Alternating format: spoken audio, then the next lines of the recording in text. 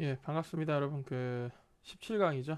예, 민족 분열 정책과 국내외 민족 운동에 대해서 한번 같이 배워보겠습니다.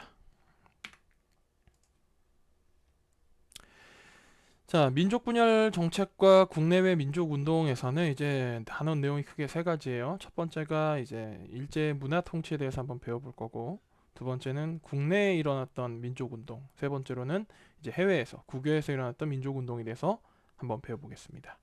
학습 목표를 먼저 볼게요. 자, 첫 번째, 일제가 내세운 문화 통치의 실상을 안다. 자, 일제가 1919년 3.1운동 때 이제 우리 민족의 저력을 한번 맛봅니다. 그걸 한번 맛보고는 원래 일제가 1910년 한일 병합 때부터 19년 3.1운동 때까지 실시했던 정책 방식은 그쵸? 무단 통치였죠. 헌병 경찰을 이용해 가지고 우리 민족을 포갑으로 다스리는 무단 통치를 실시했었는데 이 무단 통치를 해보니까 결과가 뭐였어요? 우리 민족이 독립만세 운동을 하는 3.1 운동으로 이제 결론이 났던 거죠. 그래서 일제가 이제 느꼈습니다. 이거 채찍으로만 조선민들을 다스리면 안 되겠고 이제 당근 정책을 가지고 조금 조선인들을 꼬드겨 봐야겠다라고 해서 이제 문화 통치를 이제 실시를 하는데요. 사실 이 말이 이제 문화 통치, 뭔가 좀 유연해 보이고 부드러워 보이는 것 같지만 실제로는 이게 아주 더 악독하고 악랄한 통치 방식이었습니다. 그 실상이 무엇이었는지를 한번 우리가 알아보게 될 거고요. 두 번째로 이제 산미 증식 계획이 있습니다. 이게 뭐냐면 이따가 더 자세히 얘기하겠지만 생산한다, 산, 미, 쌀 미자, 쌀을 생산하는 것을 증식, 지금보다 더 늘리는 계획을 산미 증식 계획이라고 하는데 쉽게 말해서 쌀 생산량을 늘리는 계획입니다. 자, 이 산미 증식 계획을 일제가 우리 땅에서 실시했는데 그 결과가 어땠는지를 여러분들이 설명할 수 있어야 됩니다. 자, 그럼 한번 넘어가서 본문 내용으로 가보죠. 자, 첫 번째 이름뿐인 문화 통치.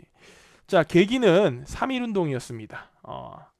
1910년부터 19년까지 10년에 걸쳐서 무단 통치를 실시했던 일제가 이제 경험한 거는 우리 민족이 이제 떨쳐 일어나서 독립을 요구하는 3.1 만세 운동이었죠. 그렇죠? 거기서 이제 일제가 느낀 겁니다.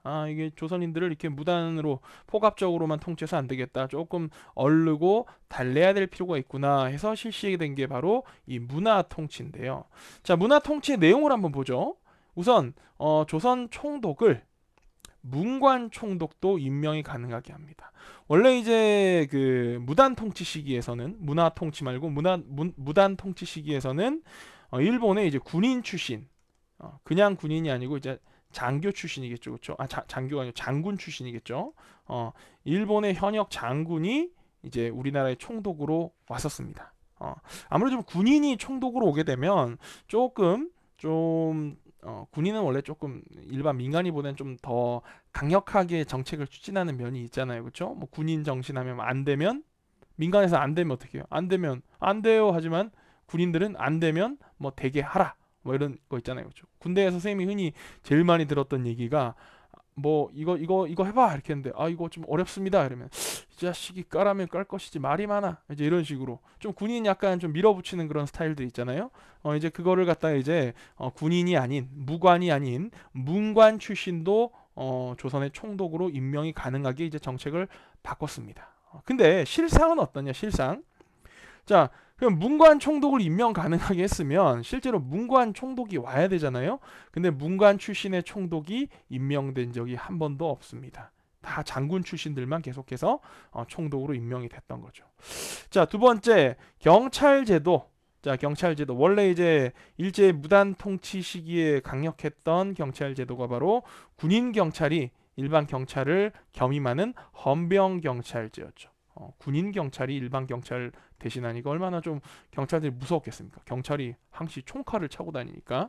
자, 이거에서 이제 보통 경찰제로 전환합니다. 그러니까 이제 더 이상 군인인 헌병 경찰이 경찰 업무를 보는 게 아니고 오늘날 우리 경찰처럼 일반 보통 민간 경찰이 이제 경찰 업무를 보게끔 전환했습니다. 그럼 이제 군인 경찰 아니고 일반 보통 경찰이 이제 경찰 업무를 보니까 조금 어떤 통치 방식이 좀 유연해지고 부드러워진 게 아니냐라고 또 오해할 수 있는데 실상은 이렇습니다. 실상은 헌병 경찰에서 보통 경찰로 전환한 건 사실이에요. 근데 경찰의 기관과 인원이 증가됩니다. 얼마나 증가되냐면 1918년에 전국의 이제 경찰 인원이 12,380명이었어요. 12,380명 무단 통치 시기에 이게 이제 1920년 이제 문화 통치를 시작하는 시점에 가면 이게 2만 83명으로 늘어납니다. 그러니까 지금 몇 명이나 늘어난 거예요?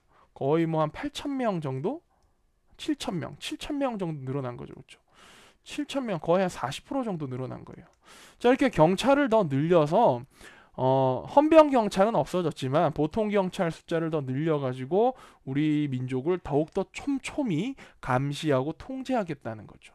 그러니까 사실 문화 통치라고 해가지고 뭐 우리 민족에게 더 좋아지거나 부드러워진 그런 게 없어요. 특히 이때 당시에 이제 갑자기 조선 땅에서 경찰 숫자를 늘리다 보니까 일본 입장에서 이제 본토에서 자기네 나라에서 경찰을 뽑아가지고 조선으로 보내야 될 거 아니에요. 근데 갑작스럽게 40%가 넘는 인원을 증대시키다 보니까 경찰을 그냥 마구잡이로 뽑아서 보냅니다.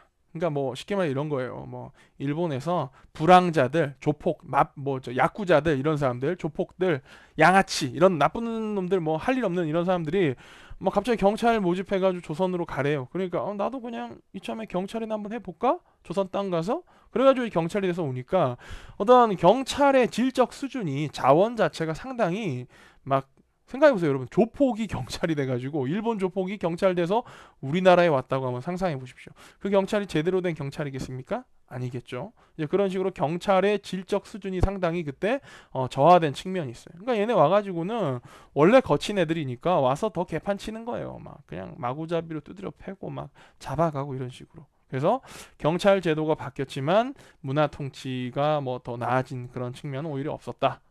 자, 세 번째로 이제 언론 정책을 보면은 언론 정책.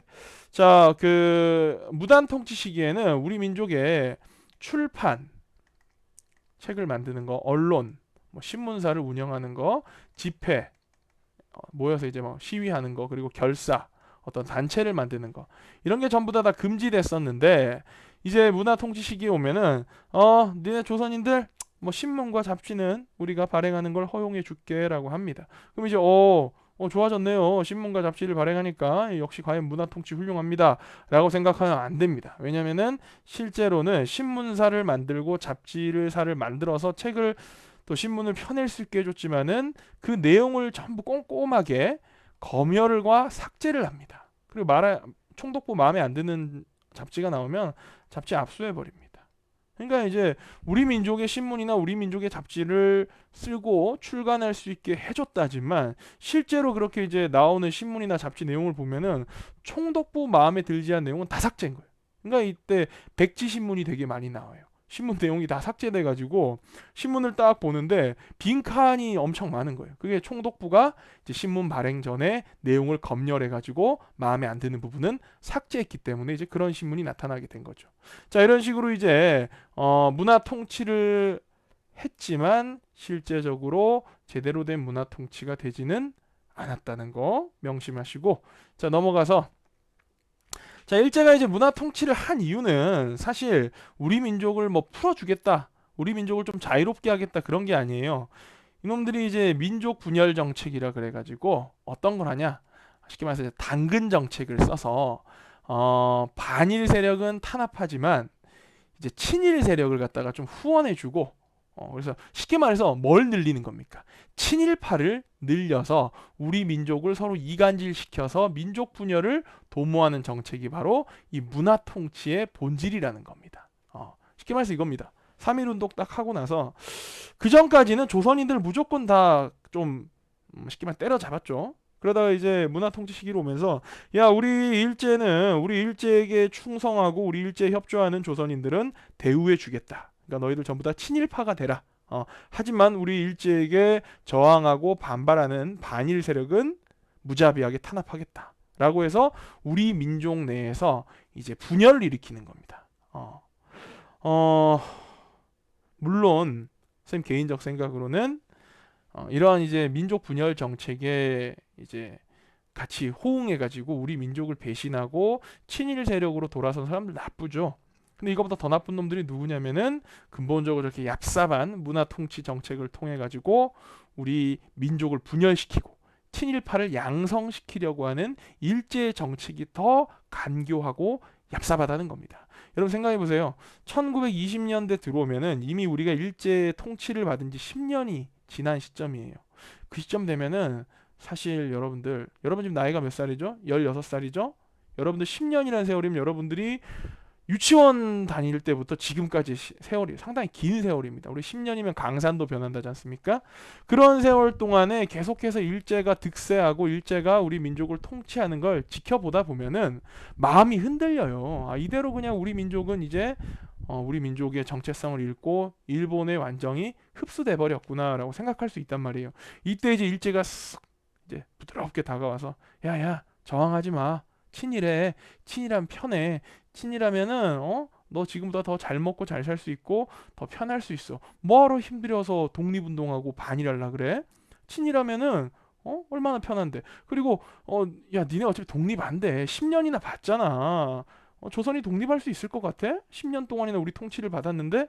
라고 이제 꼬드기면은 사실 거기에 인간적으로 넘어가는 게 어떻게 보면 당연한 겁니다. 선생님은 만약에 선생님이 좀 부끄러운 얘기지만 제가 만약에 이 시대에 태어났으면 제가 무슨 도산 안창호 선생님이나 안중근 장군님이나 윤봉길 의사나 이런 분들처럼 또 유관순 열사처럼 독립운동을 감히 할 생각을 못했을 것 같아요. 그냥 뭐 시대의 흐름에 그냥 맞춰서 살았을 것 같아요. 아마 친일을 했던 거겠죠. 시대의 흐름에 맞춘다는 거는.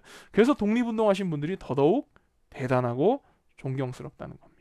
자, 이런 식으로 일제는 이제 구체적으로 민족 분열 정책을 어떻게 실시했냐. 첫째, 뭐 여러 가지 안이 있어요. 이제 이게 조선 총독이었던 사이토 마코토라고 하는 사람이 조선민족 운동에 대한 대책이라고 쭉 내세운 건데 교과서에서 이제 크게 두 가지만 보여주고 있습니다. 귀족이나 양반, 유생, 그러니까 성리학을 공부한 사람들, 자 부호, 부자들, 실업가, 이제 회사하는 사람들, 교육가, 뭐 교수나 교사, 그리고 종교인들 이런 사람들 이제 보면은 이런 사람들이 좀 뭐냐면은 사회에서 나름대로 좀 먹고 살만한 사람들이에요. 먹고 살만한 이런 사람들 사회 어떻게 보면 지도층이라 볼 수 있는 사람들한테 침투해가지고 각종 친일 단체를 이제 조직하게 하는 겁니다. 그럼 생각해 보세요. 동네 양반이라든지 성리학을 공부한 사람이라든지 회사 사장님이라든지 부자라든지 학교 선생님이라든지 뭐 종교 지도자 이런 사람들이 이제 친일로 바뀌게 되면은 이런 사람들을 이제 보고 배우고 따르는 학생들이나 일반 백성들이나 소장농들이나 이런 사람들을 자연스럽게 친일로 돌아서게 되겠죠. 그래서 사회 지도층을 먼저 친일로 포섭하자는 겁니다. 또 세 번째 보면은 친일적인 민간 유지라면 이제 사회 지도층들입니다. 이런 사람들에게 편의를 봐주고 또 원조 도움을 줘서 수재 교육의 이름 아래 우수한 조선 청년들을 친일 분자로 양성할 것. 이제 어릴 때부터 여러분들처럼 이제 어린데 좀 똘똘한 거예요. 똘똘하면 여러분들한테 이제 막 일본이 장학금도 주고 공부할 수 있는 환경과 지원을 해주는 겁니다. 그럼 여러분들 어떻게 되겠어요? 일본한테 반감보다는 고마움을 느끼고 성장하게 되겠죠. 실제로 우리 사회에서 많이 유행했던 게 한때 삼성장학생이라는 게 있어요. 삼성장학생. 여러분 삼성장학생이 뭔지 알아요? 삼성장학생이 뭐냐면 삼성그룹이 장학제도를 되게 많이 운영을 합니다. 그래서 뭐 명문대학생이라든지 여러 가지 이제 좀 이 사회에서 좀 앞으로 좀 뭔가 성장 가능성이 보이는 이런 우수한 재원들에게 삼성이 이제 장학금을 지원해 주는 겁니다. 그럼 이제 어떻게 되겠어요? 그렇게 이제 삼성으로부터 도움을 받아서 공부를 한 사람들이 나중에 성장해가지고 이 사회 지도층이 되는 거예요. 교수가 된다든지 관료가 된다든지 또는 뭐 법률가가 된다든지. 그럼 이런 사람들 기본적으로 삼성그룹에 대해서 대단히 우호적인 생각을 갖고 뭔가 삼성에게 내가 도움을 받았으니까 내가 앞으로도 내가 이런 관료로 일하거나 법조인으로 일하면서 삼성에 좀 도움이 되는 방향으로 내가 좀 여러 가지 정책이나 판결을 해야겠다라는 생각이 무의식 중에 생길 수밖에 없어요. 그게 이제 우리 사회에서 조금 부패한 기업과 정치가 서로 들러붙는 정경유착의 모습으로 나오기도 했는데 이제 이거를 더 시대를 앞서가지고 했던 게 이제 일본 총독부가 일제 총독부가 우리나라의 인재들 이런 동양들 여러분 같은 앞으로 싹수가 헌한 이런 친구들에게 이제 일제가 도움을 주고 장학금도 주고 하면서 이런 사람들 친일 분자로 양성을 하는 겁니다. 자, 이런 식으로 아주 간교하게 민족 분열 정책을 실시했던 것이 바로 일제 문화 통치의 실상이라는 겁니다. 자, 이제 문화 통치의 또 한 방향에는 민족 분열 정책만 있는 게 아니고 산미 증식 계획이란 게 있었어요. 자, 산미 증식 계획은 뭐냐? 아까 우리가 학습 목표에서 얘기했던 것처럼 산미 생산한다. 쌀 미자. 쌀을 생산하는 것을 쌀 생산을 증식 늘리는 게 바로 산미 증식 계획입니다. 자, 산미 증식 계획은 왜 하는 거냐? 배경이 있어요. 배경이 일본의 인구가 증가하게 됩니다. 일본이 이때 이제 우리를 식민지 삼아서 일본의 경제가 무섭게 성장할 때예요. 일본의 경제가 이제 성장하던 시즌이 이제 몇 시즌이 있어요. 이때 이제 우리를 식민지 삼아서 또 만주를 식민지 삼아서 일본이 이제 엄청난 부를 축적하던 시즌이 있었고, 또 나중에 또 일본이 한번 몰락했다가 우리나라에서 벌어지는 이 민족 상잔의 비극인 한국 전쟁 때 이제 일본이 전쟁 물자 생산 기지로 활약하면서 또 부를 많이 축적해요. 어쨌든 이때 이제 일본이 우리나라를 식민지 삼아 가지고 일본의 경제가 엄청나게 성장을 하면서 이제 경제가 성장하니까 애도 많이 낳고 막 농사 지을 땅에 공장을 막 짓는 거예요. 그래서 인구가 증가되고 산업화되면서 인구에 비해서 상대적으로 쌀 생산량이 부족했던 거죠. 그래서 일본의 식량 문제가 매우 심각해지게 됩니다. 자, 이걸 이제 해결하는 해결책이 바로 상미 증식 계획입니다. 내용은 조선의 쌀 생산을 늘려서 이 늘어난 쌀 생산량을 일본으로 가져가자. 그래서 조선의 쌀을 많이 재배하게 한 다음에 조선의 쌀을 일본으로 갖고 가서 일본의 부족한 식량 문제를 해결하자는 게 바로 산미 증식 계획입니다. 오해하면 안 되는 게 우리 민족 배부르게 하려고 우리나라에서 쌀 생산량을 늘린 게 아니에요.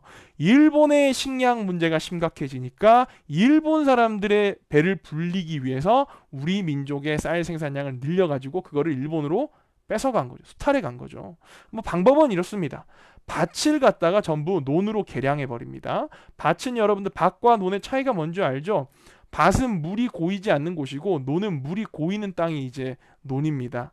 논에서는 쌀을 재배하고 밭에서는 쌀 외에 다른 작물들을 재배하는 거죠. 그렇죠? 그래서 밭을 논으로 이제 바꾸게 되면 쌀을 재배하는 이 경작지가 더 늘어나게 되는 겁니다. 그리고 이제 종자를 개량해요. 개량된 종자들을 가지고 이제 더 생산량이 많고 병충해 강한 그런 종자를 그런 개량한 종자를 이제 우리나라에 보급을 해주는 겁니다. 그리고 수리시설 확충합니다. 수리시설이 뭐냐? 이런 쌀농사, 벼농사를 짓기 위해서는 필수적으로 물이 많아야 돼요.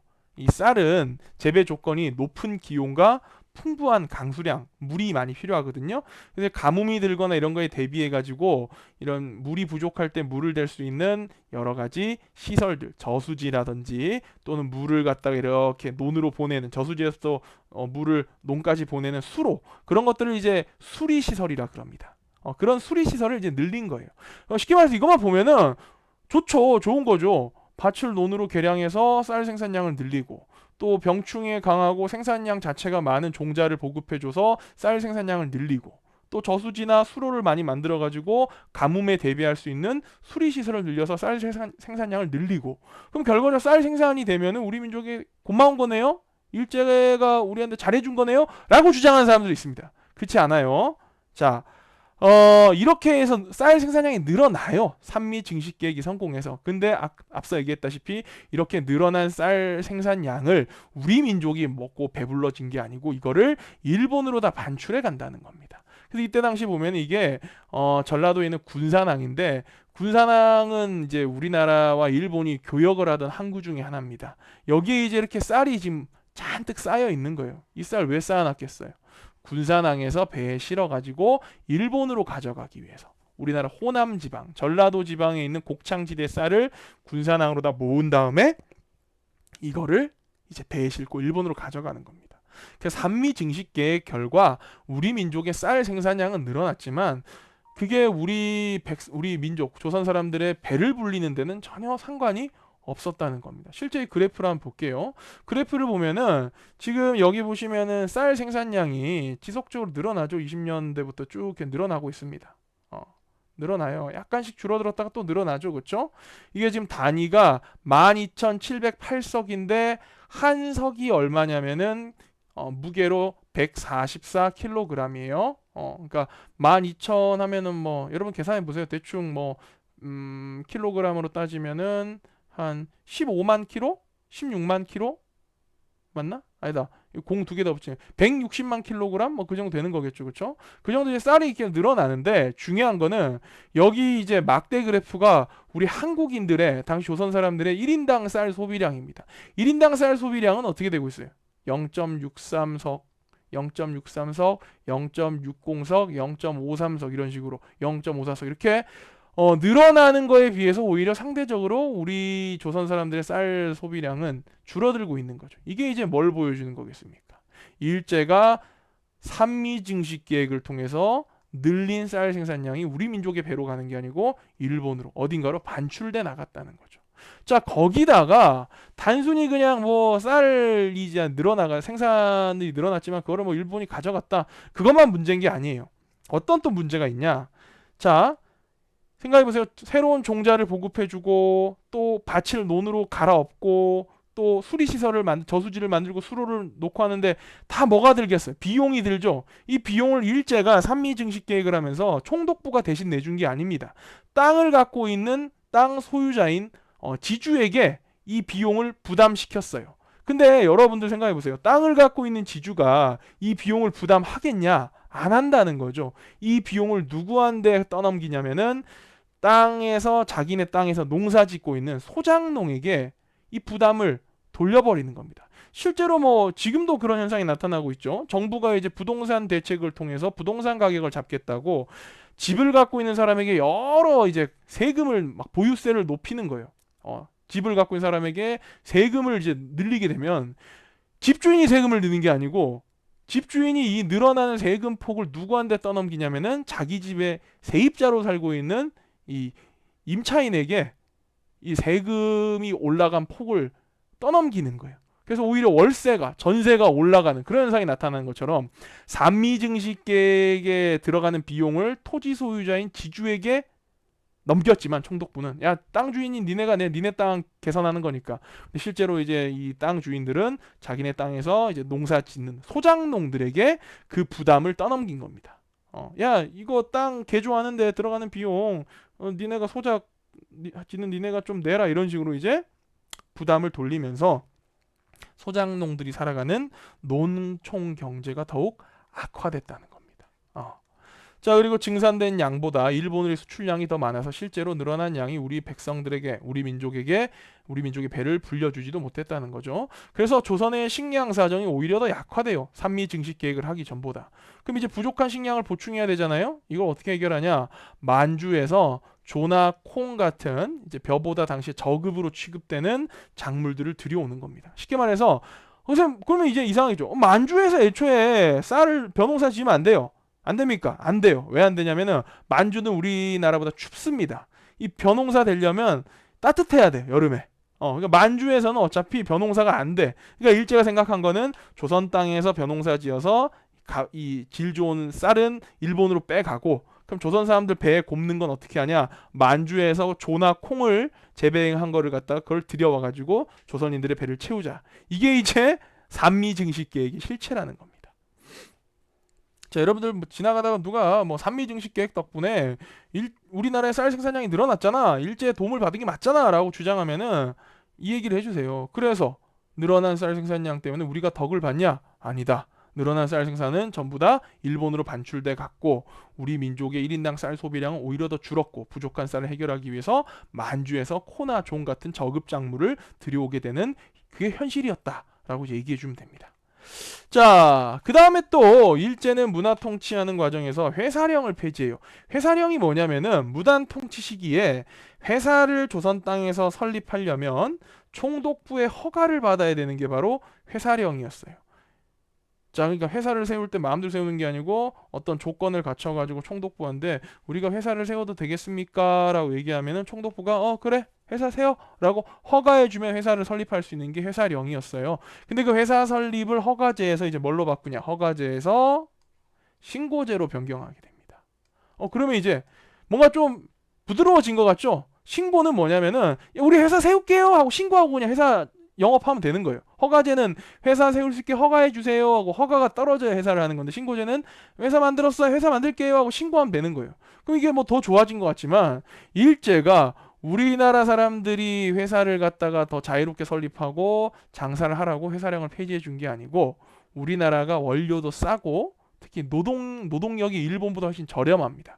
그 값싼 원료와 노동력을 일본 본토의 사업가들이 우리 조선으로 진출해 가지고 그걸 좀 마음껏 활용하라고, 그러려고 이제 회사령을 폐지하고 회사를 신고제로 변경한 겁니다. 이거에 따라서 이제 일본 본토에서 많은 이제 자본가들이, 돈 가진 사람들이 우리 조선으로 넘어와 가지고 조선에서 회사를 세우고 우리나라 조선 사람들의 노동력을 헐값에 이용해 가지고 더욱더 부자가 되어가는 과정이 되게 된 거죠.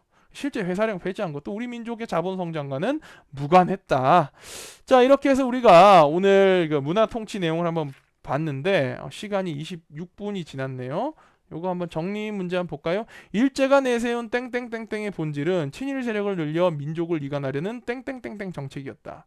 자, 일제가 내세운 문화 통치의 본질은 친일 세력을 늘려 민족을 이간하려는 민족 분열 정책이었다가 되겠죠. 문화 통치와 민족 분열. 자, 두 번째, 1920년대 일제는 일본 내 부족한 식량 문제를 해결하기 위해 조선에서 땡땡땡땡땡땡을 실시하였다. 자, 쌀 생산량을 늘리는 산미 증식 계획을 실시하였다가 되겠죠. 자, 오늘 이렇게 여러분 수업 듣느라 고생 많았고요. 이어지는 퀴즈 바로 좀 풀어보시기 바랍니다. 고생했습니다.